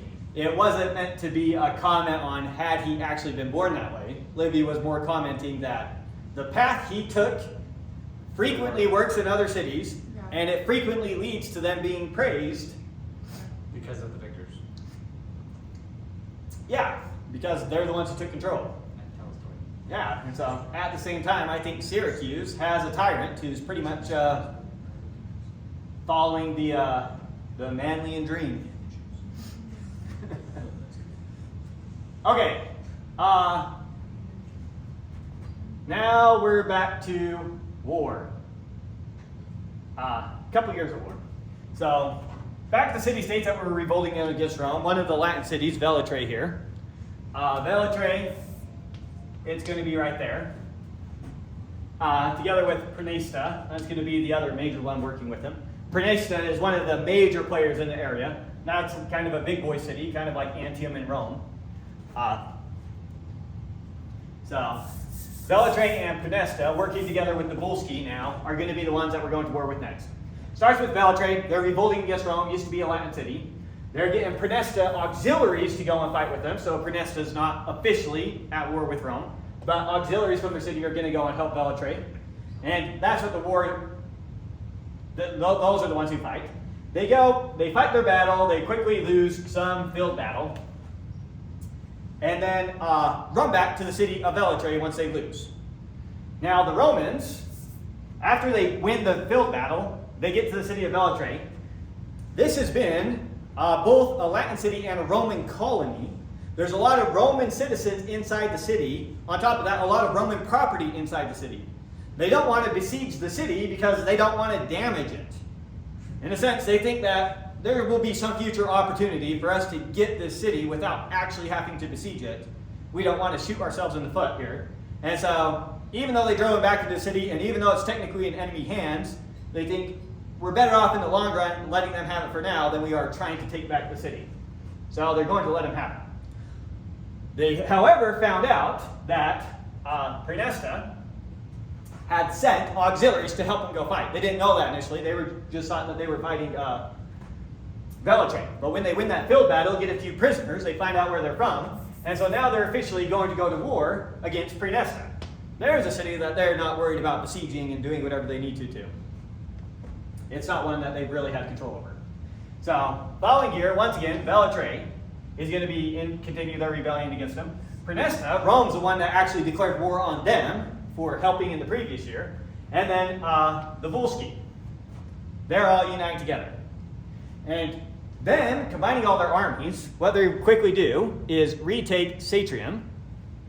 I'm not sure why I just really said. Satricum is what I meant to say. That city right there. So we've got Praeneste, Velitrae, and then just Volsci, whatever that means down here. Remember, Antium is still independent from the Romans. So Volsci could maybe reference them as well. Not sure. What? They took Antium. No, they besieged it. Oh, They that's besieged right. it, and end of the campaigning season, hadn't taken the city, had to go back to Rome, and Oh, yeah. it's still just going to be a thorn in Rome's side for a while longer. Okay. Can't remember where I was. We did that. Okay, we're here. So, big army all gathered together, and they go and they just really quick took Satricum by storm, really quick, rushing the wall. Satricum didn't have near the military defenses to hold out against them. Quickly take the city. And so, with that happening, the following year, when Rome is voting on their military tribunes, one of the military tribunes that they make sure that they elect to deal with this problem is once again Marcus Furius Camillus. This is his 7th time being elected a military tribune. He is now 71 years old. He requested, he didn't even run for the office, and he got voted to it. He requested basically to be excused from the position, and can someone else please do this job? And he's politely told, nope, no exemption for you. You have to go do your job. And he says, fine. Oh, man. So he's just one of the military tribunes. In particular, he's going to be sent to deal with these guys with some other military tribune. The other military tribune he is sent with is Lucius Furius. The other one that's sent with him, they're going to go do this. And they're sent with 16,000 men. Their job is to go retake the city. Just a coincidence their middle names are Furious? I think that this is the family name. So they're going to be, it's like a Timpson and a Timpson. You usually get something added after that because of some achievement. Oh, And I don't know where the Camillus comes from in Marcus Furius Camillus. okay. Like Julius Caesar. Caesar name is the accomplishment. His first name is actually Gaius. Yeah, Gaius Julius Caesar. He's part of the Julii clan. Oh, really? Yeah. Yes. So it's like saying Queen Victoria, Queen, like king, or it's like it's a title that you're just kind of attaching onto the name. Kind of. It's like the last guy we just talked about. He was given the surname Capitolinus because of his achievements on the Capitoline. Yeah. And it's one that came up a few times, getting the last name Capitolinus, because other people had achievements on the Capitoline. You might remember clear back to when the slaves revolted and tried taking the capital, took the Capitoline hill, and they had to reconquer it. And the military tribune who led that, or the consul who led that, he got the last name Capitolinus. So it's come up a couple times. Anyways, so these two guys, Camillus and Lucius, they are now going to go leading their 16,000 men to take the city. Now, Camillus is not necessarily in charge. They're both in charge. They're both military tribunes. They both have equal power in this. And Lucius is getting the idea that Camillus is kind of old and a little bit feeble-minded. Out of respect, initially, he's going to follow Camillus. So upon their arrival, they're outnumbered. And so what Camillus orders is, I'm not sure exactly what the map looks like. So here's the Roman camp. We're going to have the Volsci together with everyone else's camp. What's happening day after day is they are lining up for battle and lining up for battle. And the Romans are refusing to give battle in any sort of way. And Camillus keeps keeping them in like the best defensive position he could possibly keep them in, and refusing to actually go out and meet them in any contest because it's clear that they outnumber them.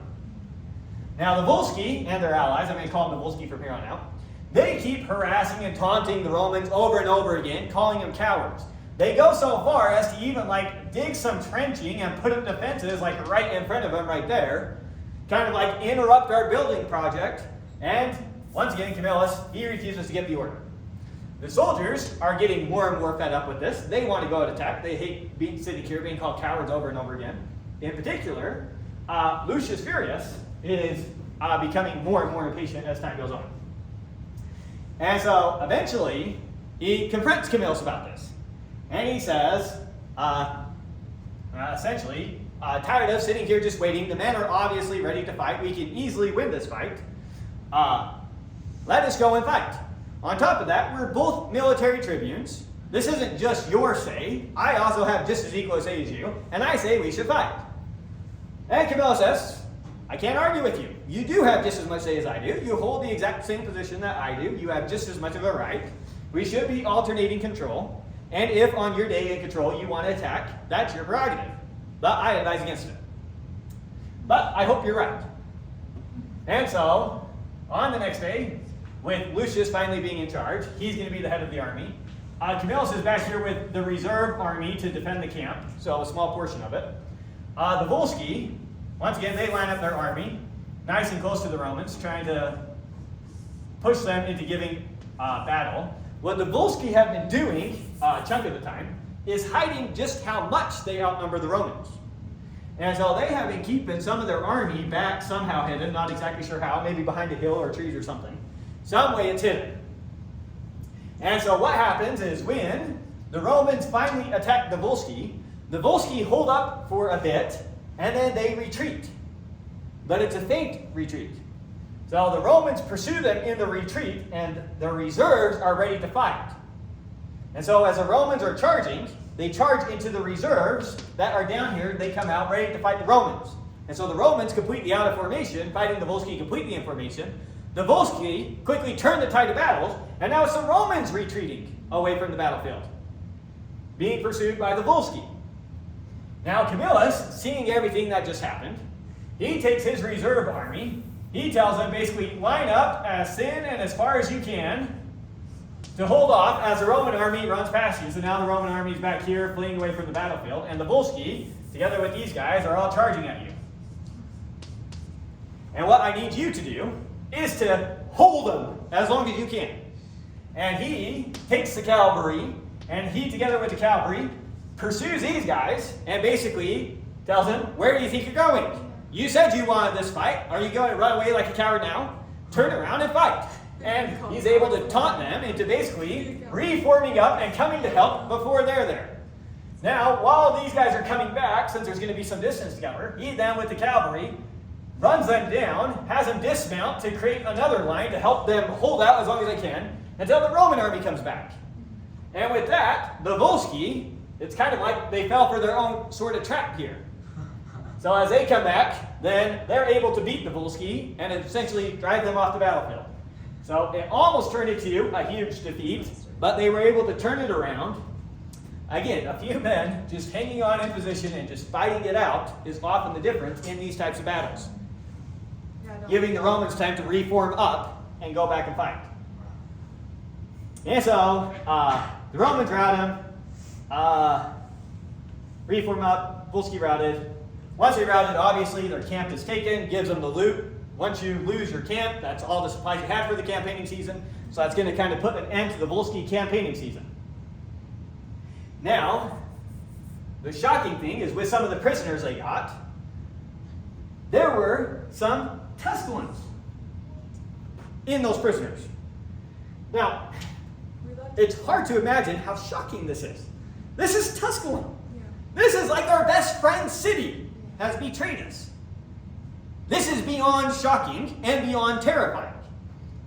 And so, they take the army and they book it back up to Rome as fast as they can, worried that the Tusculum and the Latins are somehow going to organize an entire attack against them. Remember, when all the Latin leagues were organized against Rome, it was under Tusculum. So their best friend city, the city of Tusculum, they obviously have soldiers that were fighting in here. Tusculum is now participating in whatever these revolts are. This is extremely concerning for the Romans, so they're booking it back up to Rome, explain to the Senate what's going on, take their army, and now they're going to march on Tusculum. And so Camillus, he takes his army, and they're booking it over to Tusculum. And as they start approaching Tusculum, you know, there's the different places. Oh, there's Lake Regillus, just from Court Star class, sorry. I was trying to remember where it was. Sorry. Okay. Camillus, marching from Rome with his army, now at Tusculum. And as he's approaching, because Tusculum, you know, is not just a city, it's all the surrounding areas. And as they're walking by the farms, the Tusculum citizens are still out in their farms just working their fields. The markets are still going on. In fact, as they're going, people around Tusculum are offering the Romans provisions. You know, oh, you guys need food, you need water, you're treating them as though they're still just great old pals and nothing's wrong. And Camillus, suspecting this has got to be a trap or something, keeps us off guard. He's still got his army, keeps them in formation, keeps marching to the city of Tusculum.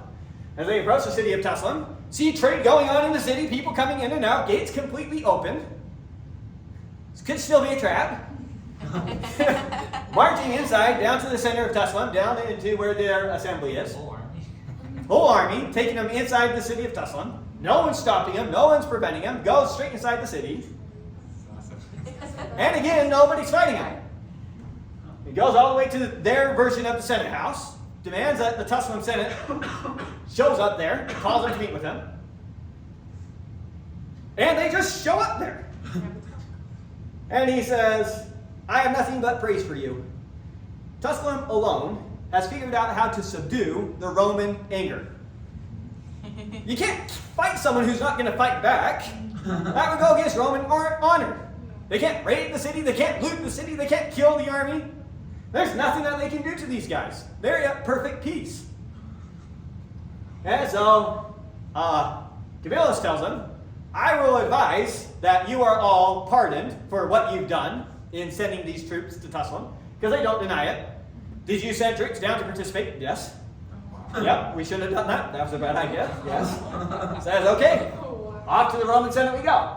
Takes them, marches them to the Roman Senate. They go to the Roman Senate. They confess to everything that they did. And they basically say, we're sorry. We shouldn't have done that. That was a bad idea. Please forgive us. And on top of it, before they went to the sorries, they started out a little bit more savvy than that. When they enter, they say, first, we just want to thank you for not harassing our citizens, for not killing anyone, for not plundering our city. That was very kind of you. Thank you, Roman Senate. And yes, we did do these terrible things. And we're asking for your forgiveness. Please pardon us. Do we know why they did it? A chance to break free from Rome. Why Help the did they enemy beat Rome, and then you could be your own independent city once again.